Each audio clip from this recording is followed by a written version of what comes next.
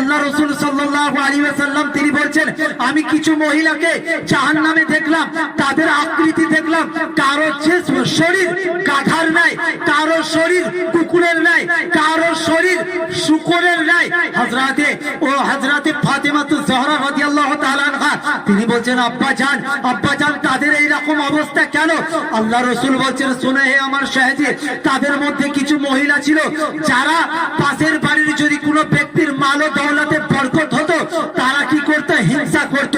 আর কিছু মহিলা ছিল তারা বাড়ির নাচ দরজায় বসে 4-5 জন মিলে বসে বড় চর্চা করত, গীবত করত। আমাদের সমাজে এরকম মহিলা আছে কিনা? নাই, আছে তো আছে। আমরা দেখবো নাচ দরজায় বসে বড় চর্চা করতে ব্যস্ত। আবার কি বলা হচ্ছে যে কিছু মহিলা ছিল যারা রাস্তাঘাটে পার হয়ে যেত, তারা কি করতো? বেপরদেগির সঙ্গে ঘুরে বেড়াতো, পর্দা করতো না।